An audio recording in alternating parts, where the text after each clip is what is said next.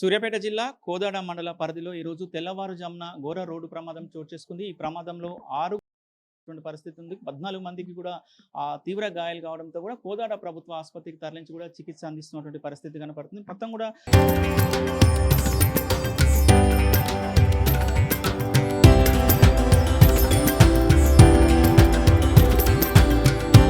తరతరాలుగా తరగని స్వర్ణ బంధాలు మన మానిపల్లి జ్యువెలర్స్. ప్రతిదీ కూడా అబ్జర్వ్ చేస్తున్నారు. ఎవరైతే కోదాడ హాస్పిటల్ సూపరింటెండెంట్ కూడా వీళ్ళందరూ కూడా ట్రీట్మెంట్ చేస్తూ మినిట్ అబ్జర్వేషన్ చేస్తున్నటువంటి పరిస్థితి. ప్రస్తుతం మనతోటి కోదాడకు సంబంధించిన హాస్పిటల్ సంబంధించిన సూపరింటెండెంట్ గారు ప్రస్తుతం మనకు ఉన్నారు. సార్ అడిగి మరిన్ని వివరాలు తెచ్చుకునే ప్రయత్నిద్దాం. సార్ మొత్తం కూడా మీ హాస్పిటల్కు యాక్సిడెంట్ అయిన తర్వాత ఎంతమంది వచ్చారు సార్? వాళ్ళ పరిస్థితి ఎట్లా ఉంది? నమస్కారం సార్, నేను doctor Dasaratha, Kodad area hospital medical superintendent. ఈరోజు ఉదయం తెల్లవారుజామున 5:33 ప్రాంతంలో 108 వెహికల్స్ నుంచి మాకు ఇక్కడ యాక్సిడెంట్ జరిగిందని చెప్పేసి ఇన్ఫర్మేషన్ వచ్చింది. ఆ సమయంలో మా డ్యూటీ డాక్టర్ లక్ష్మణ్, నేను డాక్టర్ దశరథ సూపరింటెండెంట్ అందరం కలిసి మా టీము స్టాఫ్ నర్సులు మేమందరం కలిసి డాక్టర్ రోహిత్తో కలిసి పాటుగా 20 మంది క్షతగాత్రులు మా ఏరియా హాస్పిటల్ రావడం జరిగింది. ఆ 20 మందిలో ఆ 6గురిలో 5గురు మహిళలు, ఒక మేల్ పేషెంట్ అండి. మిగతా 14 మంది ఎవరైతే ఇంజ్యూర్డ్ ఉన్నారో వారిలో 7గురికి సివియర్ ఇంజురీస్ ఉన్నాయి. ఆ 7గురిలో తలకు గాయాలు, 3గురికి తీవ్రమైన గాయాలు ఉన్నాయి. మిగతా 3గురికి తొడ ఎముక భాగంలో ఇంజురీస్ జరిగినాయి. దాని తర్వాత షోల్డర్ ఇంజురీస్ జరిగినాయి. వారిని అందరినీ స్టెబిలైజ్ చేసినాము. మా దగ్గర ఎక్స్రే తీసి సిటీ స్కాన్ కూడా తీసి ప్రైమరీ బేసిక్ ట్రీట్మెంట్ అంతా ఇచ్చినాక వారిని స్టెబిలైజ్ చేశాక వారు విజయవాడ అని చెప్పేసి తెలిసింది కాబట్టి వారిని కొంతమందిని విజయవాడ ప్రైవేట్ అంబులెన్స్లో తరలించడం జరిగిందండి. మిగతా వారిని ఒక 3 పేషెంట్స్ని సూర్యాపేట జనరల్ హాస్పిటల్కి రెఫర్ చేయడం జరిగిందండి.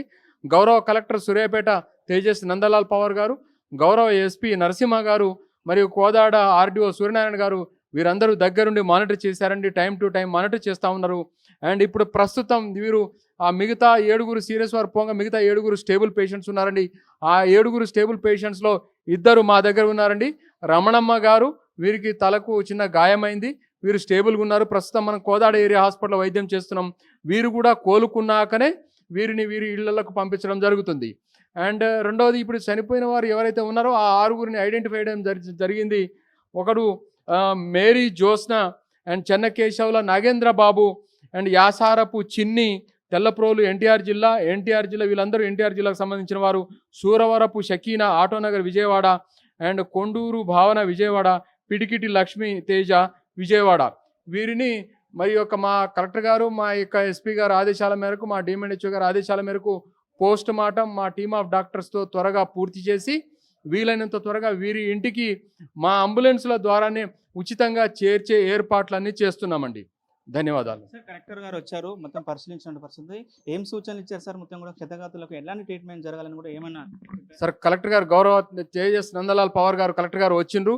అర్ధగంట అందరిని పేషెంట్ని కలే తిరిగిచ్చి వారికి కావాల్సిన మెరుగైన వైద్య సదుపాయం మా దగ్గర ఉన్నటువంటి సెలైన్లు కావచ్చు, యాంటీబయాటిక్ కావచ్చు, పెయిన్ కిల్లర్స్ కావచ్చు, అన్నీ ఖచ్చితంగా వారికి ఏవేవైతే వైద్యం కావాలనో అవన్నీ అందించమని చెప్పేసి చెప్తూనే వారికి ఇతర ఏమైనా మెరుగైన సౌకర్యాలు కావాలనంటే దగ్గరుండి ఉచితంగా వారిని తరలించమని చెప్పేసి నన్ను ఆదేశించి చేశారు.